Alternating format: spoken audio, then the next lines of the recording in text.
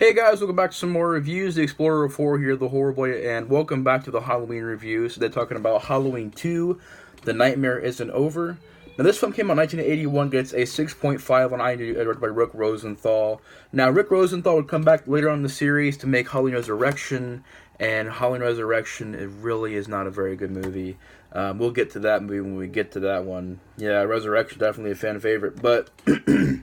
Halloween 2 is my favorite of the sequel. It's probably my second favorite in the series. It used to be my favorite one, but after rewatching the first movie so many times, it's just really hard to follow that up. And don't get me wrong, Halloween 2 did its best. Halloween 4 did its best. Those are two of the best sequels in my opinion, but the first movie is just an utter classic. But this sequel is one of the best slasher films I think of all time, and as well as one of my favorite sequels of all time, and it's my favorite sequel in the Halloween series, so it still gets a lot of credit. And this Blu-ray is a little old. If you want to get the Scream Factory release, it has probably more features on it. I mean, not probably, it most definitely does have features on it. This just has a documentary on it called Terror in the Aisles, alternate endings, and deleted scenes. It has nothing else in it. And of course, the, Blu-ray, high definition, crystal clear picture and sound.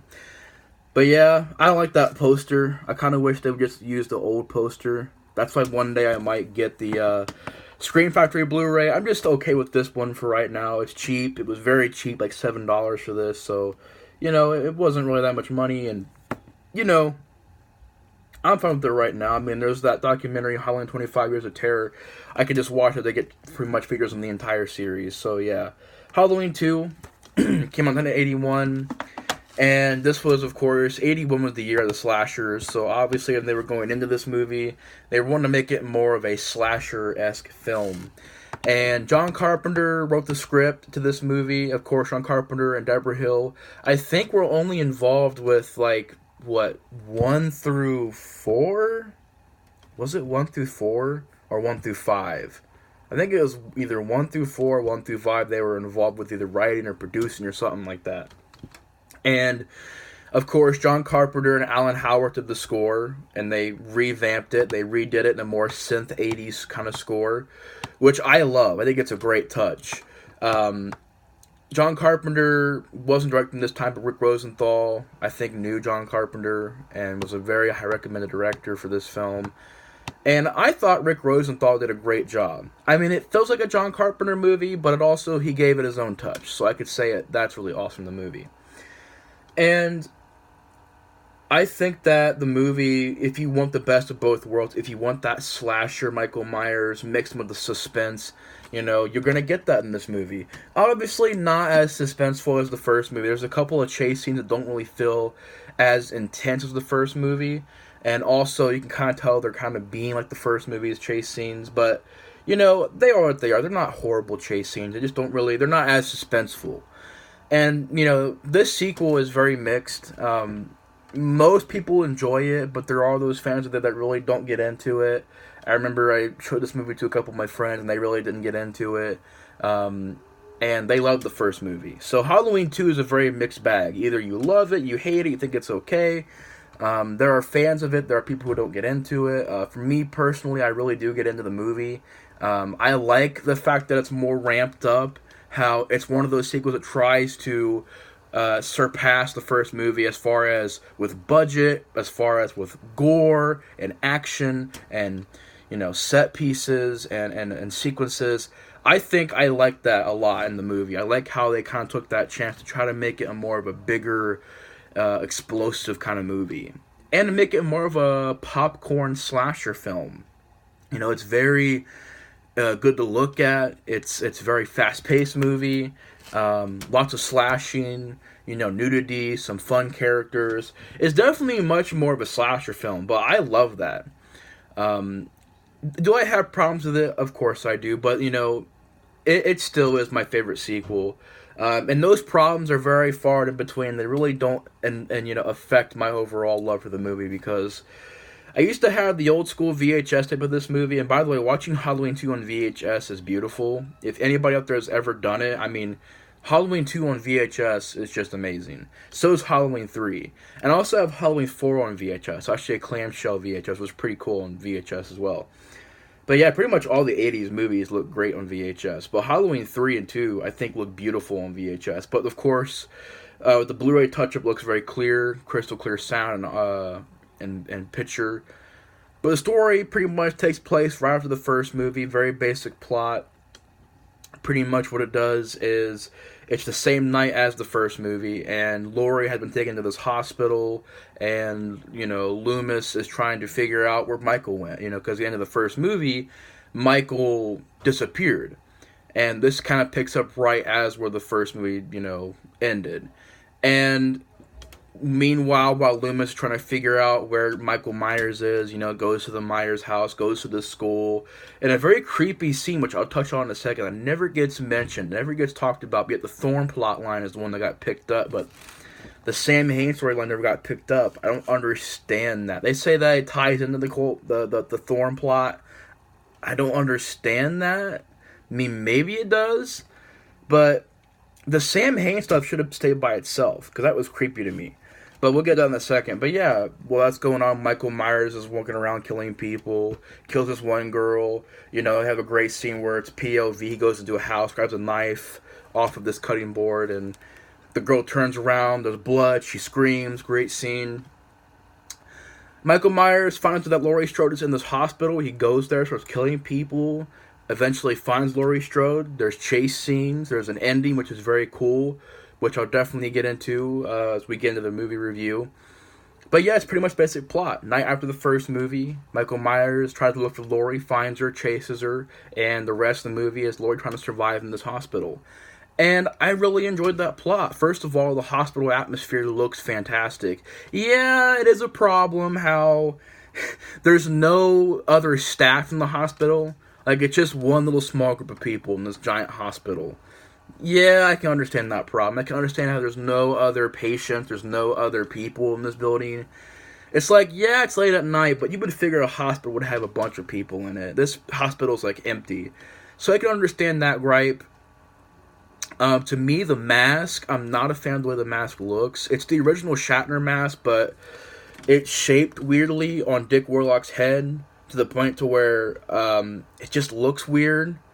And the hair and the mask, you know, as a result of natural aging, looks weird. I mean, the hair is brown, like a light brown. The mask is like a yellow brownish tint. And it just didn't look that good to me. And I'm a fan of Halloween 4's mask. Yeah, that's how much that says. I like Halloween 4's mask. I think it looks unique. Yeah, it's a little plain, but to me, it's like, it fits that movie. It's that movie's own mask. Like Halloween 6, it fits that movie. But to me, the mask in this movie, it is the original Shatner mask, but it looked weird. It looked really weird to me. I'm also not the biggest fan of Dick Warlock as Michael Myers. I really am not. I used to say that I was, but watching it again, he really is a stiff Michael Myers. And it's nothing personal to the guy. He's a great, you know, awesome person. I mean, Dick Warlock is a legend in Hollywood, but I think what happened was, like, he walked into an office one day and said hello, and they said, oh, you're Michael Myers. Like, he didn't even dress up in the costume, didn't even wear the mask yet, or I think he came into the office wearing the mask, and they was like, oh, yeah, you're Michael Myers. It's like, you're not even going to do any test screens on that, you know, just going to give him the mask and the costume, just let him be Michael Myers, and this came out, like, 78, so yeah, 79, 80, 81, 3 years later, after the first movie, so maybe they watched some tape from the first movie just to kind of study up on it and see, you know, where this, you know, Michael Myers should go. But to me, Dick Warlock was just really stiff, really lumbering, really slow. When you have a suspense scene, Nick Castle can do it. You know, George P. Wilbur can do it. I buy those guys by the way they move. To me, George P. Wilbur is one of the most underrated Michael Myers because he's the guy that really didn't play it too stiffly. You know, he was just slow, methodical, but not trying to be Mr. Like, people say Mr. Roboto way too much. I'm just going to say, like, trying to be just like the Tin Man, like stiff, not moving their arms. It happens a lot in the series, and it's just the way that Michael Myers portrayed. I just don't think you can replace Nick Castle. I really don't. It's a shame because why they did not get Dick Castle, why they didn't get Nick Castle back in this movie, I don't know. I don't know if it was a contract issue. I don't know if it was a payment issue. I don't know if he was busy. Because I know Nick Castle would go on to direct, actually, a lot of movies. And he actually would go on to have a pretty, mixed career. Like, not only did he play Michael Myers, but he also directed. He also went on to act in a couple other movies. So I don't know if he was busy at this time. But, like, I never got why they never got Nick Castle back in any of the movies. Like, he really never came back, but he's the best Michael Myers because it's just, he's natural with it. He's natural. George P. Wilbur is natural. You know, the rest of these guys, I think, are just playing Michael Myers in a way that it's not just this movie either. It's other movies like 5 and, 7 and 8 and the remakes and the new movie. It's just not the Michael Myers I'd prefer. So, yeah, that's not this movie. It's a common issue in the series, but it's not anything really big. The wig on Laurie is very obvious. Very, very obvious. Like, the first time I seen the movie, I was like, yeah, I think that's a wig she's wearing. Like, it was a very obvious wig.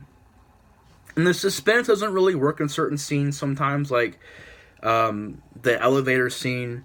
It was going for suspense, but I didn't feel any suspense. You know what I'm saying? And the chase scene leading up to that, again, there was no suspense. The only suspenseful scene in the movie for me was probably the ending where it's like the whole ending is suspenseful because Michael Myers is, in the parking lot, the red lighting, the mask. I thought it looked cool. It's pretty much a look back in the first movie's chase scene where she goes to the door, it's locked, it won't open, and he's trying to get somebody to open the door up. That's the only suspenseful scene. That and when Michael Myers walks through it, just completely says, like, I don't care what this door is. I'm just going to walk right through it. And it's the score kicks in. It's like, man, like, it really does build up Michael Myers to be this unstoppable force in this movie. And the ending where pretty much Michael Myers has been shot in the eyes, is a great shot with the blood coming down the mask. I like the way that looks. But he's been shot in the eyes, and he's trying to look for Laurie and Loomis. That was pretty suspenseful. And there are certain scenes I love in this movie. First of all, the kills are pretty decent. You have a guy getting a claw hammer on the top of his head. One person gets strangled. This one girl gets like an IV in her arm, and it leaks out blood on the ground. Pretty cool death scene. There's a scene where a girl gets like drowned in the hot tub, but it's been turned up to like max heat, and it burns and boils her skin off of her face and stuff like that. Very, very well done scene. But probably my favorite scene in the movie and favorite death scene in the movie is the scene where the nurse walks around the corner. Michael Myers is there, stabbed with a scalpel, lifts her up. Just an iconic thing in this movie. And that's why this movie, to me, is like the best sequel, because it did so many things that made it its own movie. Like, yeah, there were homages to the original movie. Yeah, there were the same stuff going on. But the Mr. Sandman song, I thought, really added something to this movie. And unfortunately, it would not pop up in many other Halloween movies. I think maybe 6 and 7 had the Mr. Sandman song in it. But to me, it fit the movies. It was great. I thought it, sounded great. It matches Halloween. It matches the movie. So I like that. I'm personally a fan of the brother-sister storyline. Making Laurie Michael Myers' sister. I like that. I'm a fan of it. To me, how many slasher movies have we had since then? And even around 81, how many slasher films had a guy just killing people for no reason? A lot of them did. You had your ones like Terror Train, The Prowler, that really had motivation. But really, look at it. There are movies out there, constant movies, like See No Evil. Why are they killing these people? Just because. Just because they just want to. That's happened so many times. What made Michael Myers' character unique to me and made him stand out more than Jason and Freddy and Leatherface is that you give him that aspect, the family bloodline aspect of him trying to kill his sister, trying to kill his niece, trying to kill the baby in part 6. It made it unique. It made it very unique. And I thought it fit the series to me. In my personal taste, I thought it really fit the series very well. So I like that. I like the way the movie looks. It has a great October atmosphere to it. Has a great dark vibe to it, which I love. I love the music in the movie. Pretty much a remake of the first movie score with a little bit of new stuff in there, but it's all done with this creepy 80s synth. This dark, Halloween-esque 80s synth that I thought really just added to the movie's atmosphere. And I loved the beginning of the movie, where it starts out with the pumpkin, the opening titles, the song is blaring, the pumpkin splits, the skull coming out of it. Love that opening, love the POV shots. Michael Myers in this movie was kind of going to that serial killer route where, he just kind of kills people here and there. But he's still in the shadows. I think this and Halloween 4 still keep Michael Myers to the point to where he is killing people, but he's in the shadows. He's very ominous in this movie still. But I don't think it was as good the first movie, whereas in the first movie it was more about Michael slow building, stalking these people. Seeing him maybe in the background, but you're not really sure if he's a real guy or an entity. You don't know what it is. In these movies, he kind of became more of a serial killer. Like, he's, in the shadows, obviously, but he's more just about body count, stuff like that. So, but I still like that in this movie. I like how he's more of that unstoppable force in this movie that can't be killed. I like that. I think it's done well in this movie. And Halloween 4, too. After Halloween 4, you had Halloween 5, where they literally like, oh yeah, to make Michael Myers ominous, let's put him behind that tree over there in broad daylight, just have him standing back there in every scene, almost. Every scene of Halloween 5, Michael Myers just starts standing like in a closet, or in a house somewhere, in the window, or by a tree. Like, you take a drink, take a shot every time you see Michael Myers hiding behind something on Halloween 5, you're going to be drunk. You're going to be shit-faced by the time it's over. But in these movies, it's more simple. I mean, Michael Myers, right there. I don't know if you guys pick it up all right, but right there where he's behind the curtain.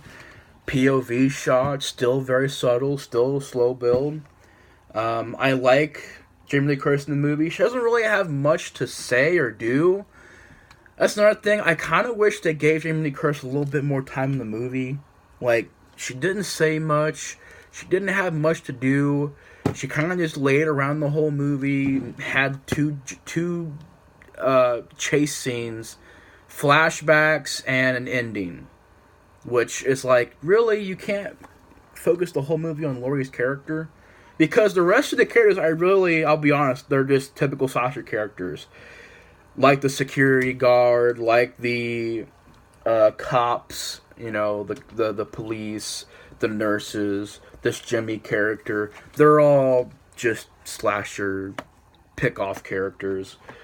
And, I always thought it was weird how it never really focused on Laurie. Just focus on Laurie, But it is a slasher film, so they gotta focus on all these other characters, so when they get picked off, you can kind of know who they are. But, it is what it is. I still enjoy that aspect. I still love the fact that it's a slasher movie. I love the poster. I love the theme song. I love direction. A lot of crane shots. A lot of, wide shots and moving shots. Beautiful cinematography in the movie. It feels bigger and badder. There's a lot more in the first 20 minutes was like an explosion because his car hits Ben Tramer, who is this guy who's dressed up like Michael Myers. They think he's Michael Myers, but he ends up not being Michael Myers. But he gets hit by a car, and the car hits another car and blows up. In the first 20 minutes of the movie, I'm like, wow, that's awesome. The very end of the movie, that giant explosion where Michael Myers walks out, great stunt scene where Michael Myers walks out of the fire engulfed in flames. And he's walking. You have Laurie just selling it, being like, "Oh my god," just being just a great reaction. Like, you really get the idea in this movie that he's unstoppable. He's this unstoppable nightmare, unstoppable force you can't kill. And he's like engulfed in flames from head to toe. The entire hallway is nothing but flames. Beautiful, beautiful, beautiful shot. And he falls and burns. Of course, you're kind of wondering how the hell did he survive being engulfed in flames, and Loomis survived with a little scar on his face that goes away, like in later movies. He really doesn't have it anymore, if you notice, in, like, the later movies in the series. Yeah, that is some weird stuff, but, I thought it was great. The movie ends with Mr. Sandman. It's the next morning. Looks beautiful. Foggy morning, very October, autumny feeling morning scene. And I thought the movie just was really well done. It's very fast paced, very well done. The Sam Hain stuff, which is a scene that I really don't think was picked up on ever again. Where Loomis walks into a schoolhouse. You're wondering, why did Michael Myers go there? Why did he break in there? And there's a knife on this table, and he finds like drawings, and he finds in blood on the boards, blood says Sam Hain, and Loomis has this great speech about the Lord of the Dead, talking about the lore of Halloween, witches and goblins, and the darkness in all of us. It's just like a very eerie scene. Like, man, I would like to have that more than the Thorn. What is the Thorn plot line? Oh, yeah, these guys running around in fucking robes and cults and shit. And, worshiping Michael Myers, worshiping to the stars, and the alignments. We'll get to that in the Halloween 6, because that's really... I'm not a fan of that Thorn plot line at all. And they try to say that, the Thorn plot line was Sam Hain. I'm just like, it doesn't sound the same to me, and I would prefer it to be more of just Michael Myers being this death figure. The Lord of the Dead, this mysterious thing that you still don't know a lot about. I mean, even though it says Lord of the Dead or whatever, you don't know a lot about it. It was mysterious. It was interesting. And the Thorn plotline is ridiculous to me. And I don't see how that connects to this movie, because Sam Hain and Thorn are kind of different. They're not the same. But, it is what it is. Maybe the star alignments is Sam Hain. I don't know. That whole movie's plot is just all over the place in part 6. But, yeah, it has some great death scenes, some great kills, great effects, more bloody. I like the sister-brother aspect. I liked Loomis in the movie. He had some great scenes. Pretty much people blaming him for everything that happened. And he's like, well, I tried to stop it. And you feel bad for Loomis, because he gets blamed for a lot of this stuff. Charles Cypher's come back in this movie for a little bit. Does a great job. The other guy who plays the main sheriff did a pretty decent job. I liked how Loomis and Jamie Lee Curtis are in the last bit of the movie together, working against Michael Myers. And if you think about it, that's the only time that actually happens in the series. It doesn't really happen again in the series. You never get to see Loomis and Laurie Strode working together to defeat Michael Myers ever again. So that was pretty cool to see. Yeah, very well made, very well directed, solid sequel in my opinion. It's probably my favorite sequel in the entire series. It's definitely one of the best slasher films of all time. But anyways, guys, thanks for watching my review on Halloween 2. Hope you guys enjoyed the review. Explorer of Horror is out. I'll see you guys in the next review. Bye, guys.